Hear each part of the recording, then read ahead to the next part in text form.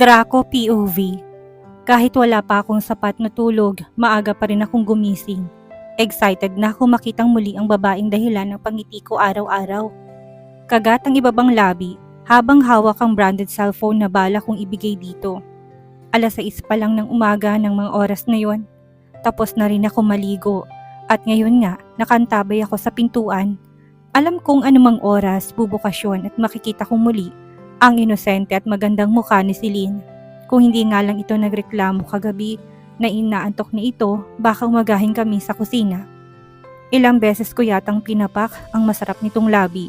Kulang na nga lang gumapang ang kamay ko sa katawan ni Celine. Pero nagawa kong magpigil kahit na sobra na ako ng gigigil. Ayokong biglain ito at baka matakot. Mas mabuti ng dahan-dahanin, basta sigurado. Para akong tanga, nangiti-ngiti. Pakaramdam ko tuloy, nagbibinata ako, kahit na matanda na ako. Ang sarap sa feeling na bata pang magiging nobya ko. Siguradong hindi ko ito mapapatulog at tsak nalalantakan ko ang katawan nito gabi-gabi. Ramdam kong kumislot ang alaga ko. Naputo ng pagmumuni-muni ko nang may biglang kumatok. Kumunot ang noo ko. Tumayo ako upang tingnan ang nasa labas. Hi! Nakangiting wika nito. Naka-short to ng sobrang iksi. At crop top na damit, akala siguro nito madadala ko nito sa ganitong style nito. Hindi ko naman maitatangging sexy ang pangangatawan nito. Makinis at maputi pero hindi ko alam kung bakit walang dating ang babaeng ito sa akin. O dahil hindi ko lang talaga type ang mga babaeng habol ng habol.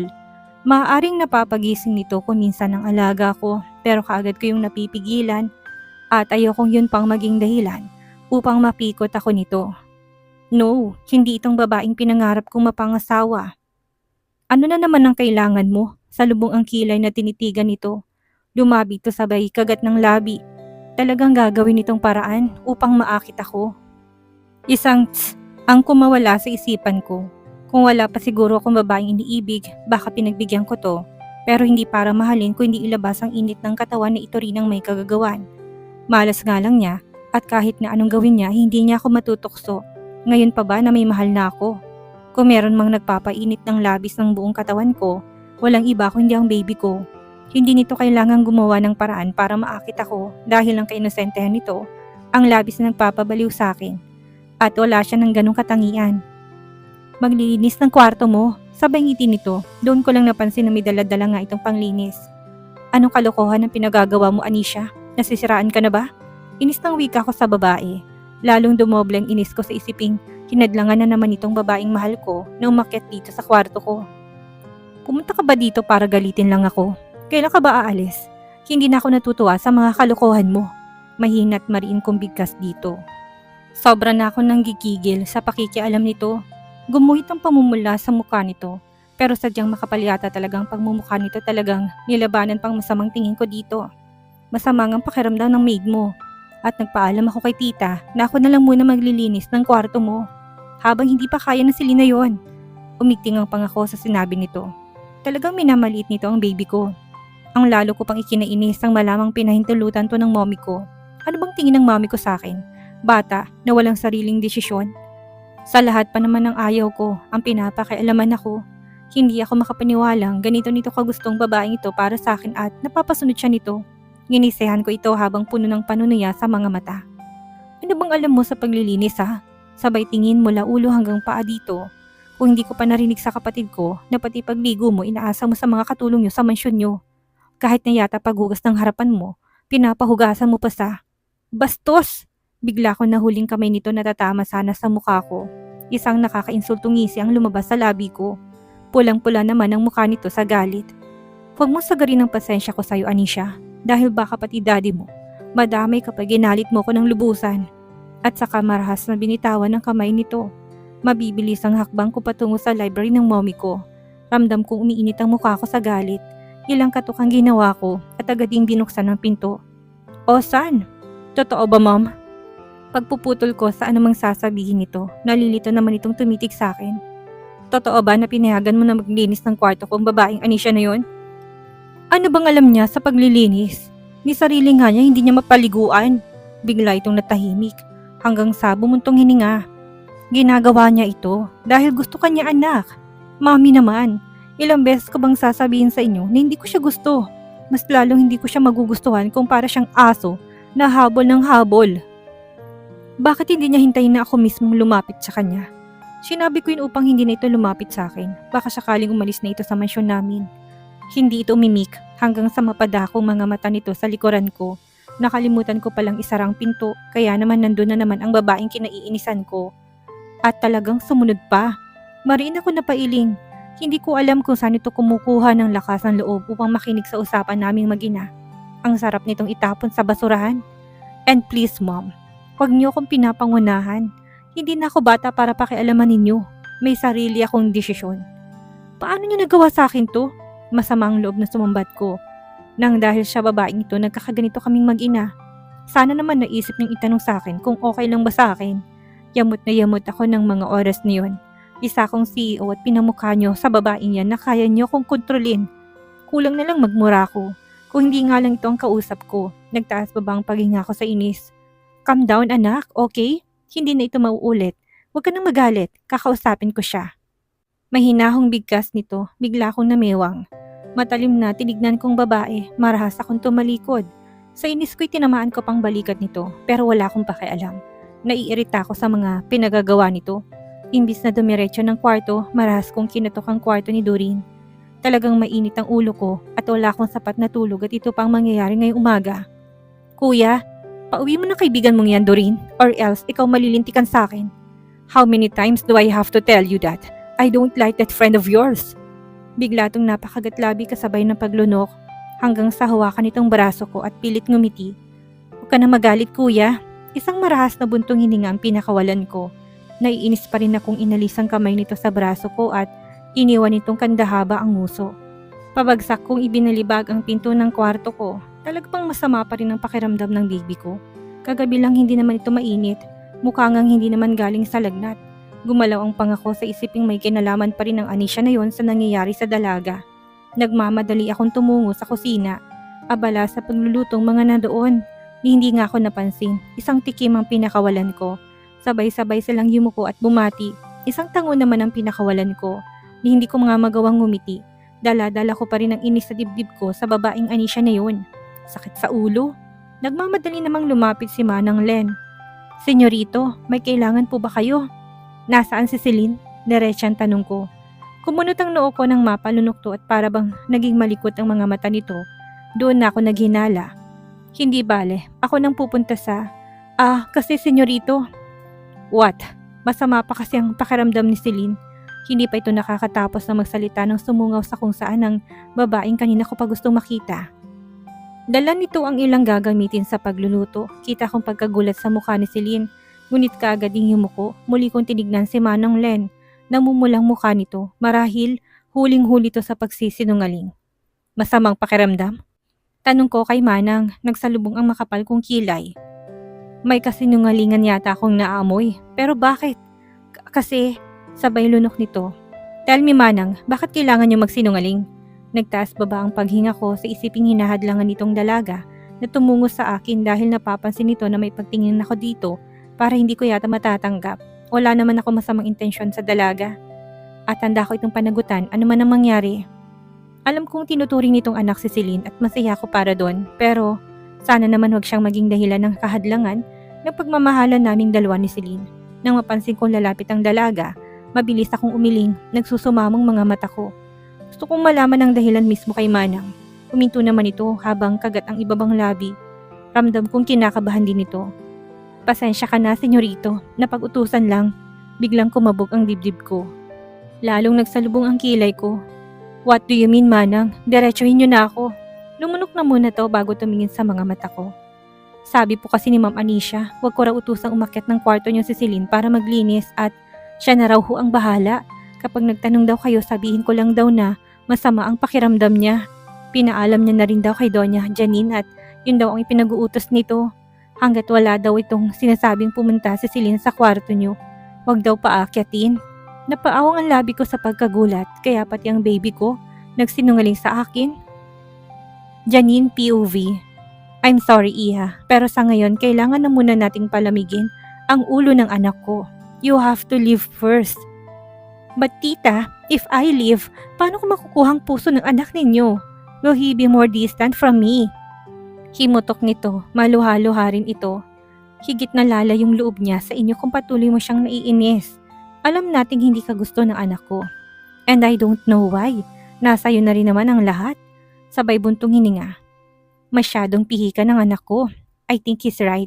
Hintayin mong siyang maghabol sa'yo o kung hindi naman mangyari, doon ka na lang ulit umiksena sa buhay niya. Wala naman ako nababalita ang nagugustuhan niya sa ngayon. Kaya huwag ka nang mawala ng pag-asa.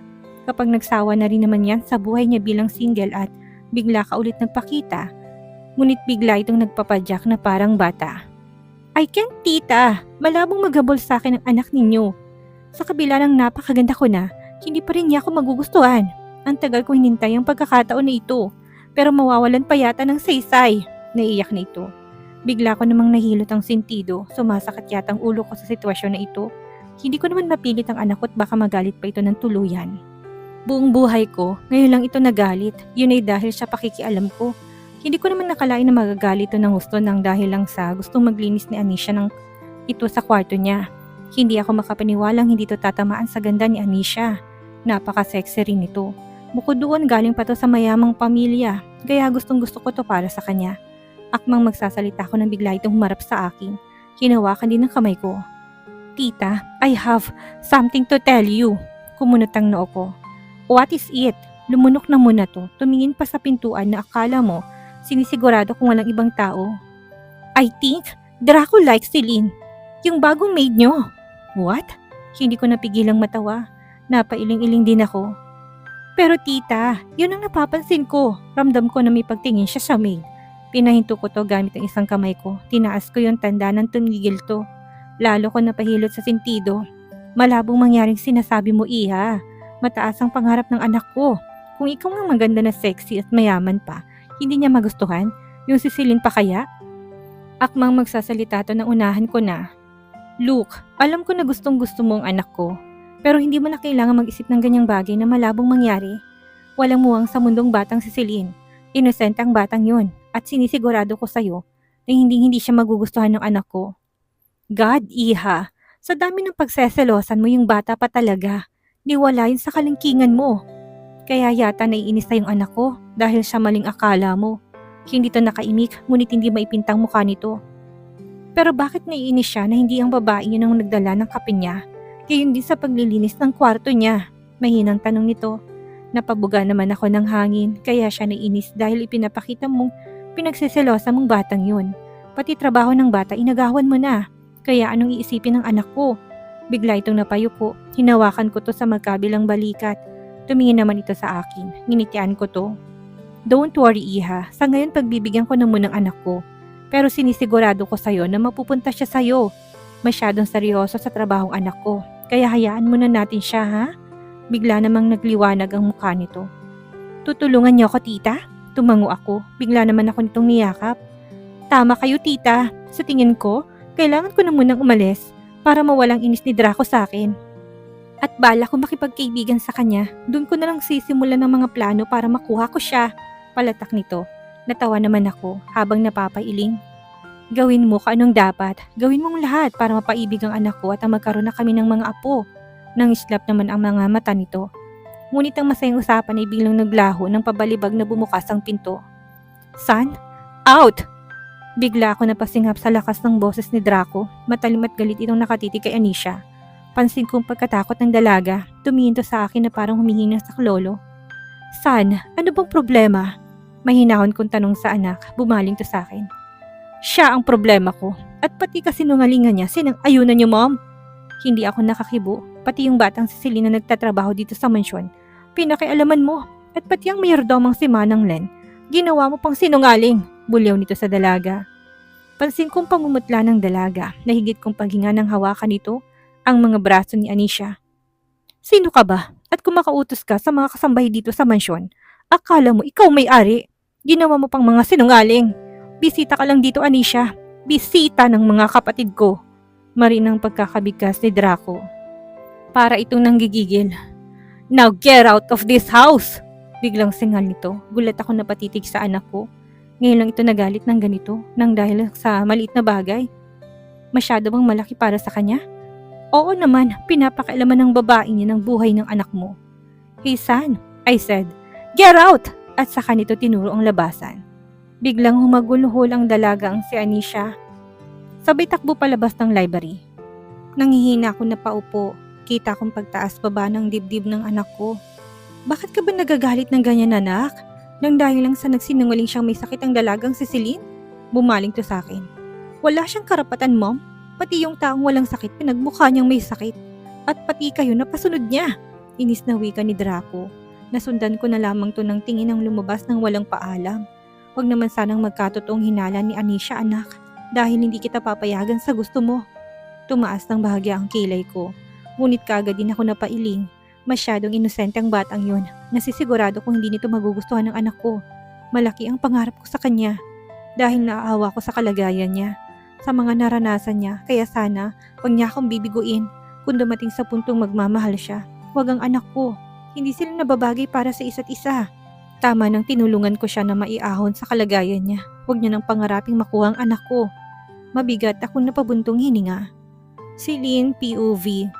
Ilang beses ako napabuntong hininga bago naisipang kumatok sa pintuan ni Kuya Draco. Hindi ako mapakali at ang tibok ng puso ko na hindi na normal. Para yung kinakalabog sa lakas. Ramdam ko rin ang pag-iinit ng mukha ko. Hindi na kasi mawala sa isipan ko ang nangyari sa amin nito sa loob ng kusina. Kung paano ko nito hinalikan at hinayaan ko naman.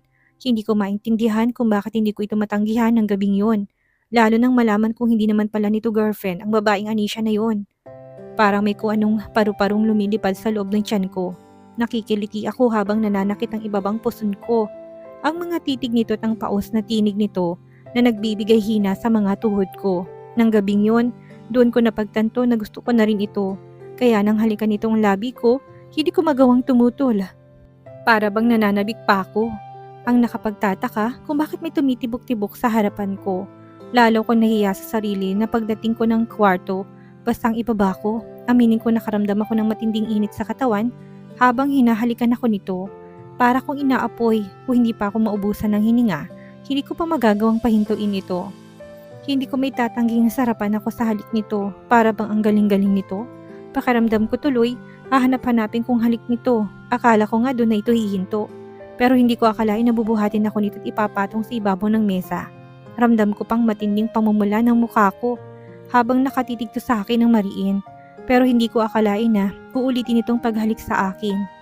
Lihim pang ang nalaki ang mga mata ko at naging agresibong halik nito. Para bang sabik na sabik ito. Ang nakapagbigay kiliti sa akin ng gusto yung pinapatunog nitong paraan ng paghalik sa akin. Para ako nalalasing at nawawala sa katinuan. Nagawa ko pang ang humawak ng mahigpit sa batok nito at mahawakan ng buhok nito habang patuloy itong nilalantakan ng labi ko. Bigla ko natakpan ang mukha ko ng dalawang kamay ko. Sobra talaga akong nahihiya sa mga nangyari. Hindi ko akalain na sa pagiging inosente ko, bibigay ako sa Kuya Draco ko. Hindi kaya dahil siya pag-amin nito, mahal na raw ako nito? Totoo kaya yun? Nakagat kong ibabang labi. Gusto ko na rin siya, pipingwika ko sa isipan. Hindi ko alam kung paano nangyari at kung kailan ko yung naramdaman. Pero natitiyak kong gusto ko na ito. Kung hindi pa ako nakaramdam ng selos nang dumating ang Anisha na yon, hindi ko pa mapagtatanto na gusto ko na si Kuya Draco. Nasasaktan ako na may ibang babae itong kinakausap o binibigyan ng panahon gaya ng ginagawa nito sa akin. Gusto kong nasa akin lang ang atensyon nito. Naputol ang pagmumuni-muni ko nang biglang bumukas ang pinto. Bigla ako napalunok na magtamang mga mata namin sa isa't isa. Akmang magsasalita ako ng kunin nitong kamay ko at hilahin papasok sa loob. Bahagya ako napasinghap ng kabigi nitong maliit kong bewang at yakapin ng mahigpit. Baby, sobrang namiss kita. Nakagat kong ibabang labi ng maramdamang pinulupot ni Kuya Draco ng hustong dalawang braso sa bewang ko. Ramdam ko kung gaano kalakas ang kabog ng dibdib ko. Hiling ko nga na sana hindi nito maramdaman. Hanggang sa maramdaman kong paghalik nito sa gilid ng ulo ko. Napilitan akong ihapos ang braso sa batok nito at mahigpit pa rin ang yakap nito sa balingkinitan ko. Ayaw ko naman sana't nahihiya talaga ako pero ibang sinisigaw ng puso ko. Mahal ko na yata ang Kuya Draco ko. Bigla ko napalunok, hindi ko maintindihan kung bakit ginapangan ako ng takot. Hanggang sa bigla nitong niluwangan ng pagkakayakap sa akin. Tinitigan ako nito ng malalim. Pansin ko paglunok nito nang mapatingin to sa labi ko. Lumamlam din ang mga mata nito. Nahigit kong paghinga ko nang bigla nitong ilapit ang mukha sa akin. Kuya Draco, naputo lang anumang sasabihin ko nang lumapat ang malambot nitong labi sa labi ko. Naramdaman ko pa nga ang isang kamay nitong nakahawak na sa isang pisngi ko habang isa ay nasa batok ko. Bigla na lang ako napapikit. Hindi ko naman masundan ang bawat galaw ng labi nito pero kinagat-kagat ko rin yun ng mahina. Nang bigla akong mapadaing nasakupin nitong buong labi ko na parang gusto nitong kainin, ramdam kong panggigigil nito lalo nang dumiin ang pagkakahalik nito sa akin. Napasinghap ako nang maramdaman ko na para akong nasa ere. Doon ko namalayan na buhat-buhat na pala ako nito at naglalakad ito patungo sa kung saan habang patuloy nitong hinahalikan ang labi ko. Kuya, pinilit kong kumawala sa labi nito ngunit kaagad din ito na hinahabol hanggang sa maramdaman kong lumapat ang patan ko. Ramdam ko na naman tuloy ang init na dumadaloy sa buong katawan ko. Ang pananakit ng puson ko at pakiramdam ko ay namamasana naman ang ibaba ko. Nang maramdaman kong malalagutan na ako ng hininga, sinikap kong itulak ito ng marahan. Pareho yata kaming hiningal. Kumunot ang noo ko, ngiti-ngiti ang loko, lalo tuloy itong naging gwapo sa paningin ko. Sarap, parang kamatis na hinog ang naramdaman ko sa buong mukha ko. Dahil sa sinabi nito, ramdam ko matinding pamumula noon. Bigla ko napayuko na halos itago ko ng sarili sa mahabang buhok ko. Rinig ko pang mahinang tawa nito. Nagulat na naman ako nang yumukod ito at hulihin ang labi ko. Parang may kung anong sumunod sa tiyan ko sa ginawa nito. Ang lambing pala talaga ni Kuya Draco. Napatingala ako dito, kumindat ito sa akin habang nakagatlabi. At para matakpan ang hiyang nararamdaman, bigla ko itong inirapan na siyang kinatawan nito ng may kalakasan. At dito na po nagtatapos ang kabanata ng ating kwento at sana'y muli niyo po akong samahan sa mga susunod pang kabanata. Maraming salamat po at keep safe everyone.